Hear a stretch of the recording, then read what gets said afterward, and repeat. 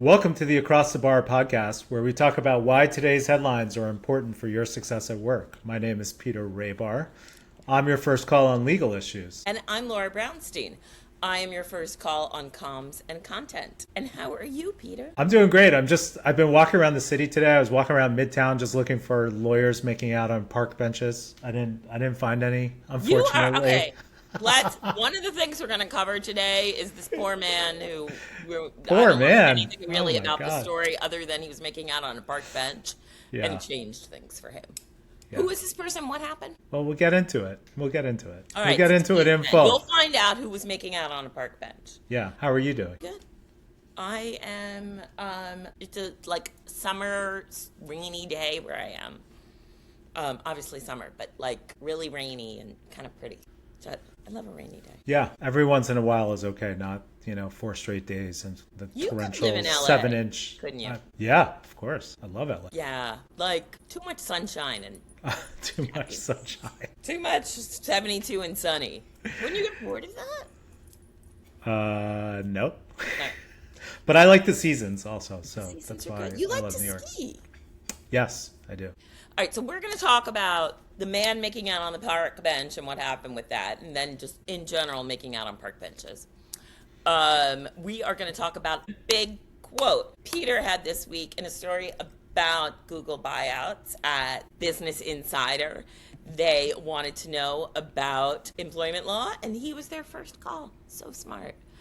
We're going to talk about Gen Zs being sad at work and shenanigans and trust exercises at Netflix. That's an important retreat follow-up from Yes. our retreat special last week. What to beware of. So oftentimes at retreats, there are trust exercises. Frequently, you have to share something embarrassing or some story, which is terrible and painful. But then there are trust exercises. I've definitely been at retreats with this. And it seems from a story we read that a Netflix executive admitted to being depressed and using medically overseen ketamine therapy to try to recover from depression. And then he got fired. What's happening here, Peter? Yeah, That does not seem like a lot of trust on behalf of Netflix. yeah, trust exercise gone bad.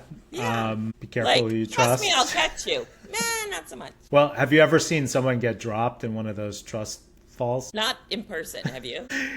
Yeah, it's not good. It's not good.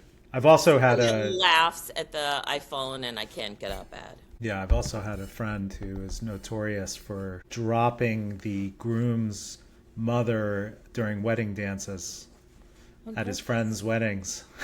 On purpose? No, by accident. He did it more than once? Well, do you need to do it more than once to become notorious for that? Yeah. I think he's done it at least once. Once is a mishap. I've seen it once. It's what's wrong here? Anyway, we digress. I guess. So a Netflix production studio executive, Kevin Bally, filed a lawsuit this week against Netflix for terminating him. He alleges that he was terminated after he shared during a corporate retreat that he took ketamine, medically administered ketamine. It's now come out that during a trust exercise, which is incredible. Is it's it also legal in California? I think it is, actually. I really don't understand. So, if that's the reason he was let go, then that's potentially problematic for Netflix. Now, there's also allegations that that's not all he did during the corporate retreat, which is he was also demonstrating a special party trick to his friends, his workers, colleagues, that he could drink a Guinness while standing on his head. As covered last week, I have worked places where the ability to drink was prized by the CEO. So, Yeah. I don't know. You're saying he got fired because he could shotgun a Guinness? Well, it's not just shotgunning a Guinness. It's standing on your head and drinking a Guinness. I couldn't do that. I mean, I could shotgun with the best of them. That's drinking a beer standing on my head. I could not do. I couldn't stand on my head. Or which he demonstrated, and then also it seems like athleticism. I don't know. And also he used some language that maybe would have been considered inappropriate. So Netflix says the sum total of his behavior led to questions and an investigation. Wait, you saying his language seemed inappropriate makes it sound like he used like racial slurs or something. He just used the F word, which we say here all the time, and is on Netflix's platform all the time. Is what I don't understand. Well, that doesn't matter if it's on their platform, but it's.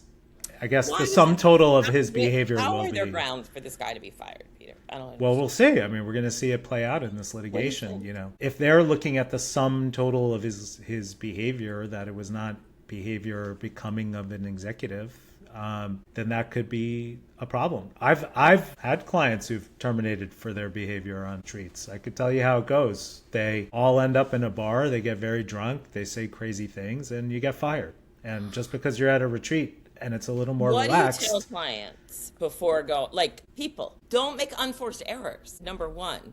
Don't do stupid things with coworkers, no matter where you are. That's right. The rules and the policies of the company follow you at any work-related event. So it could be at work in the office. It could be work from home. It's something you do on Zoom in a meeting with other colleagues. It could be at a work party. It could be at a happy hour. It could be at a client event. It could be at a retreat. It could be on a business trip. Wherever you're engaging in business or with your colleagues, the rules follow you, particularly if you're an executive. I think they follow you even more. The perception is always like, oh, executives, they get a pass. There's a double standard. I would say if you're at a company that does things the right way, the executives are held to an even higher standard. They should be, but often aren't. Right. They often aren't. But this guy, I mean, if you're drinking a beer standing on your head at a corporate retreat, just because it's on a corporate retreat doesn't we don't know make it right. We don't know if the Netflix guideline said no drinking on your head, like in a Dr. Seuss that's kind true. of way. No drinking We on do your not know head, that. no drinking while in bed. Yeah, we don't know that. But, I think it sounds like there was a lot going on here. And he's now poked the Netflix bear and all the facts are going to come out. We'll see. So I guess the point is, if the termination was just for his medical condition and the treatment he was receiving, that's going to be a problem for Netflix. But if there's other stuff that he did on this trip. So if he had been a model citizen and then just started weeping and telling his sad ketamine story, yeah, they probably would not have had grounds to fire him, you're saying. Right. And we don't know the full story, so we'll see. I'm not saying one side is right or not. But I think it's a good lesson. Don't let your guard down even in a retreat environment. I mean, we probably should have been a little more clear about this during our retreat discussion last week, but we were more focused on how retreats are planned, not how you should give behave. Guidelines. Let's just iterate or reiterate, give guidelines to your team that all company practices are still in place. Be aware of this happening. Before the DNC in Chicago 2 years ago, summer of 24, they did briefings for every single person attending for expected behavior and things to watch out for. And things that, given a campaign staff is mostly in their 20s, it was good because most of them probably didn't know any of that. If someone seems too interested in you at a bar, don't say anything to them. They were probably trying to get a story from you. Some basic things of awareness that young people don't know. Right. Well, that's why we encourage people to listen to the podcast so we can share these lessons with them. And I would just say, just because you're in a more relaxed environment, you shouldn't let your guard down. You should understand you're still who you are. You're a manager, you're executive. A level of behavior is expected of you. You should not be the life of the party by any means. Never. We've spoken about this multiple times, and people on this podcast, and listeners have reached out. One reached out and said, if employees want to go to the bar, I join them for one drink, I leave my card, pay the tab, and I leave. Yep. And I think No that's one's really good happier than advice. when the boss leaves. Always remember. Yeah, right. All right. The next man whose bad behavior might get him in trouble is a man who was a partner at Wachtell, found kissing on a park bench. Tell us about this, Peter. Yeah, I mean, this is a wild story. So Wachtell Lipton is widely recognized as one of the top law firms in the world. In fact, I worked there at one point, not as a lawyer, but as a paralegal. It's an incredible firm. They just won the case for OpenAI against Elon Musk. Like they really Powerful. they're a high powered guns that you bring in for, bet the company cases. And they're unique in the legal world. They're a small New York firm, but they make a lot of money, and they work on the most, that they just have one office or maybe two or three, but like they're pretty small and they're elite. They'll be on all the best, matters, and they make a lot of money. But they came out this week. Now, this story has two parts, so stay with me. The first part staying tuned. is that some crazy YouTuber was walking around Bryant Park here in New York, which is on 42nd Street, and walked up to this couple making out on a bench and said, "You guys, there's kids around. You shouldn't be doing this. Get a room." And what time of day was it? Do we know? I think it was in the afternoon. Or so. Now, it didn't seem like anyone else was actually around, but there's always people in Bryant Park. I don't really condone like going around taking pictures of people or videos and posting them online and shaming them like that. Moral policing, big brothering people. But look, it happens. It happens a lot. And so these two people who were 9 blocks from their office, Wachtell's on.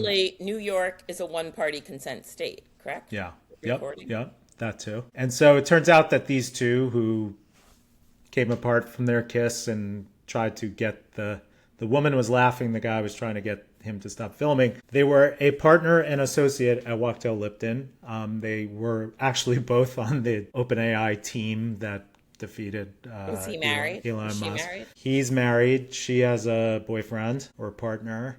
So that's bad. But importantly, he's a partner. She's an associate, and they've worked together. And that's generally a no-no at law firms. Listen, and hooking up with senior people never works out for either party, or almost never works out. But also, it's a little sad that kissing on corners in New York City is going to become obsolete. Didn't you have dates in your 20s or 30s where you kissed on a corner in New York City at night, usually, like late at night, and it was just like the whole world is sparkling and beautiful? Look, all I have to say on this is if you want to kiss someone on the corner, like, and they're your boyfriend or girlfriend or husband or wife or whatever, go for it. But A, you shouldn't be hooking up with people who work for you, and B, you shouldn't do it on the street. And if you get caught, it's your problem. People that work for you, definitely don't do it on the street. But also, if you are enjoying a perfectly appropriate kiss with the first date where you don't work together or a partner, you shouldn't have to worry about someone coming and filming you. Of course. So, part one of the story is that happened. Part two of the story, which came out yesterday, is that a big group from Wachtell Lipton defected to another law firm, which is shocking news that never happens in the legal industry. Which firm? They went to Gibson Dunn, which is a huge like global, firm. And occasionally I drink a Gibson rather than a martini. It's so six lawyers moved over, which is, a pretty seismic activity in the legal world. And one of them was supposed to be this lawyer, but the makeout bandit got cut. He was excluded because of his actions, and it was revealed that he's actually on administrative leave. So, there were additional consequences for this gentleman, Nathaniel Cullerton. And we'll stay tuned and see what happens. I assume he's going to lose his job at Wachtell. And by the way, more than anything, okay, I will just say this. People pay the top lawyers big dollars because of their judgment. Their skills also, but their judgment. And this is an example of a very poor judgment by this man. And I think it's going to be something he's going to live with for a long time. Well, just unfortunately, at the end of the day, you're never going to look good when you're making out with a subordinate. Just always remember that. Like, when in doubt, you will never look good in that situation. So make better choices, people. Yeah. They probably thought they were far enough away from the office, 9 blocks. They thought, there is no anonymity anymore. None. No, and this has happened. I mean, there was notably there was an Apple executive a couple of years ago who was let go because of something that someone approached him at a car show, and he said something that was kind of, offensive, and I remember. He got fired. I mean, it was not something he did, on his own on social media, but it got posted there. These things happen. You got to be aware.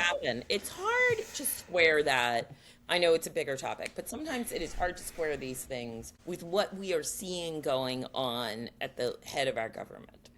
And just like the poor use of discretion of so many people at the top. And then, I don't know. Yeah, I hear you. But I can also tell you, based on what I've seen this summer, companies have very little tolerance for anything anymore. And no one's holding companies accountable. So they feel sort of free to act how they want. Yeah, that's what's changed, it seems. Like the balance is off. Yeah. Again, there are good companies out there. I want to be, I have some listeners who are sensitive to this. There are good companies out there, but the ones who are inclined to not be good will just take advantage of this environment to do those things. And this leads us to the fact that this environment is making Gen Z sad. In the workplace. Sad Gen Z. Listen, I do think the workplace is more of a shock to Gen Z than previous generations because at other phases of their life, they may have had parents or someone else snow plowing the way for them. And then you get to work. And when you have responsibility, it's all yours. And that seems confusing. Yeah, I think there's two things at play here. And we're talking about, there was an article in Fortune today about how Gen Z workers, are finding ways to deal with their stress. Like they're going to take naps in movie theaters. They're going to find fitting rooms to cry in and whatever. So a lot of this is like problems we've heard about, forever, right? People obviously get stressed at work. They obviously need to find ways, outlets for their stress. So, okay, Gen Z's, they're going into a Aritzia fitting room to go cry. Okay, I mean, people have done that. Yeah. I think there's two things at play, though. One certainly is, this is a generation where parenting, certainly was very hands-on, and now people are being unleashed into the wild and don't always love how they're being treated. That's one thing. The second thing is, this is also a group that, has had some significant disruptions to their social development and have not always been in person and have not always had opportunities to deal with conflict in constructive ways. And by the way, to your point earlier, they're looking at how the leaders in our society are dealing with conflict. And the answer is basically like yelling at each other or running away from each other. Punches. Yeah. So yeah, work can be scary. President of the United States making fun of people who criticize him, just mocking him. I mean, and look, the bottom line is like work can be stressful and it can be scary and sometimes it can be sad, and there's going to be moments.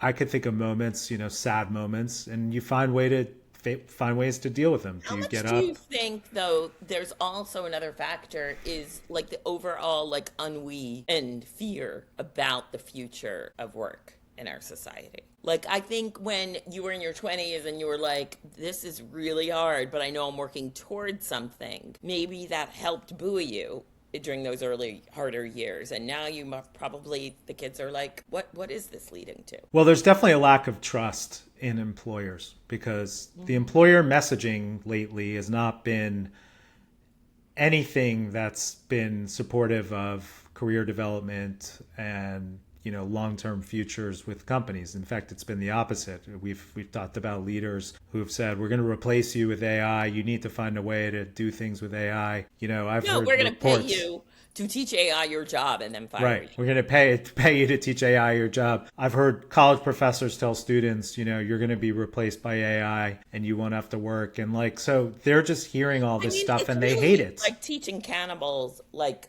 human recipes. Like yeah. Okay. So yeah, there's a lot of pressures they're dealing with. Plus, on top of that, like they had to fight pretty hard to get these jobs. It's harder to get into entry level jobs, and then once they're there, it's not really like the promised land that they expected it to be. It's like the reality of, so this is it. I mean, I remember when I started at the law firm, people came through 7 years of school and they get there and they're like, so this is what it's like to be a lawyer.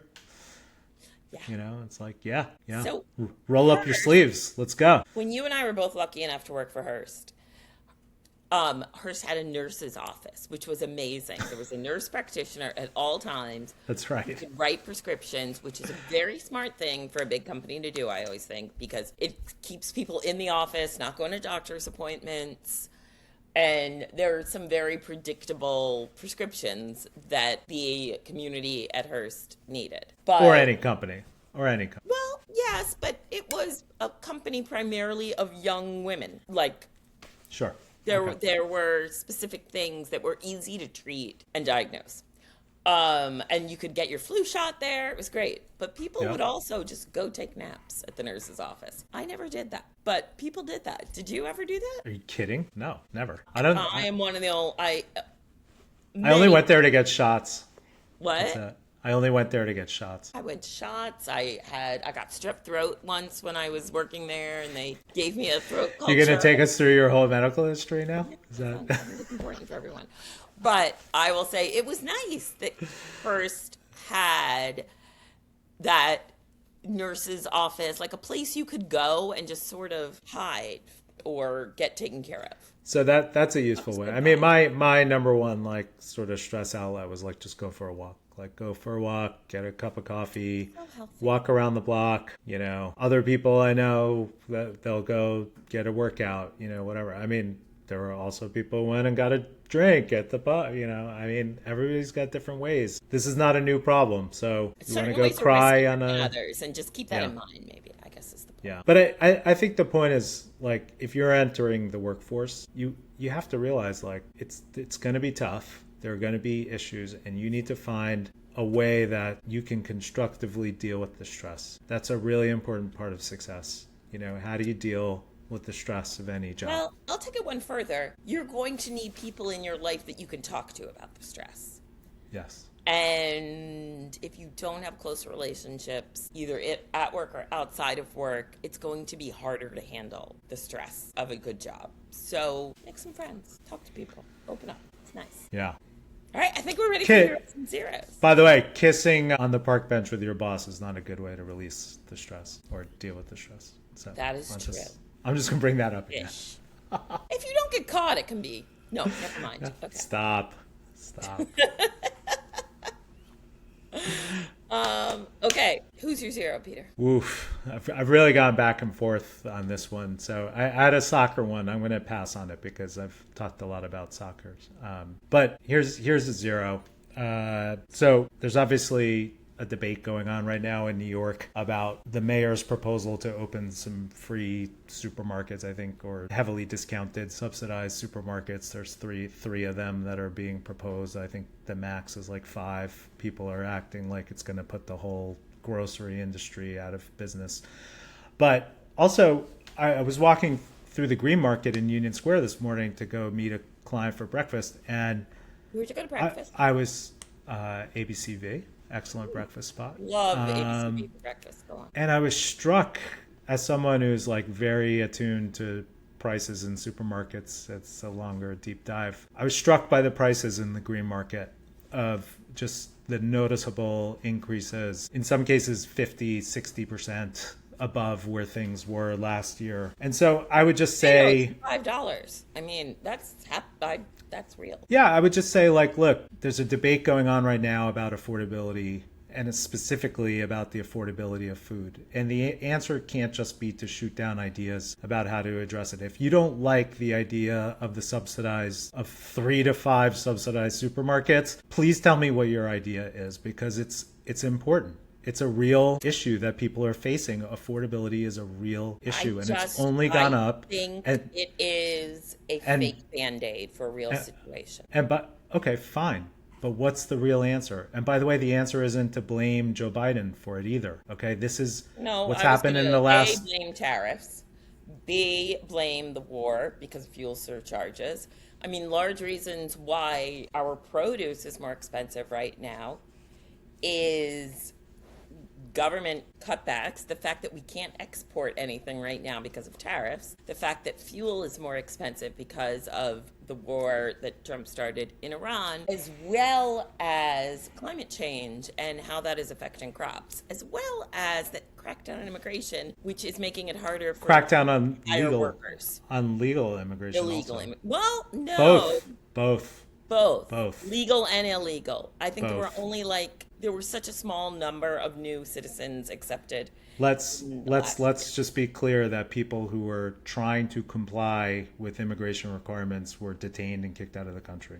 Exactly. And people So I'm who would saying want there to come really here. clear macro issues Yes. driving up the price of food right now. Yeah. And supermarkets have super slim margins, like super slim. Their margins, their profit margins, are not that big. This does not seem. Yeah. So I'm just saying it's a real issue and needs to be addressed. And if you're gonna, if you don't think the supermarkets is at least one way to address it, let's have some real ideas instead of just shooting things down and saying, oh, I'll donate money to a nonprofit when people are starving. That's not the answer either. Anyway, who's your zero? Alluded to it earlier and it's boring, but I think I need to again call out President Trump going out of his way to make fun of reporters and mocking Caitlin Collins and others. And yes, the president goes to the White House Correspondents' Dinner knowing he may be mocked. And there are big issues with the whole model, given where we are right now with our society in terms of, the chumminess of the Washington Press Corps and access journalism in general. But I think Trump's predilection for making fun of people and mocking them with meanness is a really, really, really bad example for us to show our kids, the rest of the world, everyone. Don't handle things by making fun of people with meanness. That's terrible. Totally agree. That was meandering, but And I will say, I've said it before on this podcast, I'm a big Caitlin Collins fan. She was super nice to my mother when she approached her at a restaurant last summer. It was a pretty funny moment. So I appreciated that. And she's obviously excellent what she does. And her level of composure is really impressive. Something to be admired, no matter what business you're in. Okay, who's your hero, or what's your hero? I think right now my hero is little summer moments. Like, I think seasonality really helps us connect with other people and childhood memories, like come back to a moment of like, oh, this is what I did growing up or did at another point in my life during the summer. And I think a lot of people I know are having rough months, and little happy moments, good slice of tomato, perfect walk on the beach, or just getting to sit on a park bench, not making out with someone even. I don't know. Grab your beautiful summer moments. So inspiring. That was great. What are yours? My hero is Zanny Minton Beddoes. Oh my God, such a good interview. She's so cool. We sat at dinner with her once, and she was amazing. What a badass. So she's the editor-in-chief of The Economist, and well done. I encourage you all to watch the interview she did with Elon Musk. It's about an hour and a half long, and she really pushes him in a way that he should be pushed. And asks him to. And it was really. I mean, I think in a totally fair. She was fair, but she was tough. And he really came off sounding pretty ridiculous about certain things and very defensive. I mean, the clip I watched a few, but one of them where she was like, I really have a problem with the way you speak about my country. It was incredible. Speak about England. When were you last there? And he was like, a few years ago. Yeah. And his only response was, well, you live a cloistered existence. And she was like, no, I don't. Cloistered existence. She's like, no, I don't. I mean, it was just great. You don't see that type of interaction that often. You're right. Well done. And I thought it was really good. And credit to him for sitting for the interview, by the way. Sure. I'd say that too. I actually thought the most interesting stuff, and I encourage people to watch because it's completely unconvincing on his part, and I have to say I've heard it from a number of Silicon Valley people. This whole concept that wealth won't matter and money won't matter. There's no real explanation for how that's going to work. And there's also no explanation about why all these same people are taking just incredible steps right now to increase their wealth exponentially, as if money is running out of style. Yes. And I think what they actually, if they were being honest, they're preparing themselves for like, a ruling class and underclass type situation, if that's the framework Or that they they're want. like building a bunker. I feel like half Yeah. of these people have like bunkers in New Yeah. Zealand. But I think if you watch Or the back and forth on that, an you'd have island some. off Algeria, like the Trump, like Kushner's or whatever that was. It'll be great to see where all the Trumps and Kushners move to when he's out of office, because it will not be Florida. Kudos to Zanny. I hope I get the chance to meet her at some point and tell her that. She's very cool. in I feel like person. Hannah Waldingham from Ted Lasso could play her in the movie. You think they'll do like an interview? I don't know. type She's a badass. movie? There could just be a movie at some point, but she Yeah. could play. Okay, that'd be cool. Yeah. All right, great. Well, All right. another job, Peter. summer episode in the books. Yes. Good talk. Go back to eating your tomatoes and your cherries and fresh One picked last watermelon. Yeah. Yes. Wolf or rosé, whatever. Yeah. Just a little. Great. Happy summer. Thanks. Have a great week. Thank you, Sadie, for producing this and everyone for listening. Yeah, thanks for listening, watching Across the Bar. Please subscribe, share, and we'll see you next week. Bye. Bye.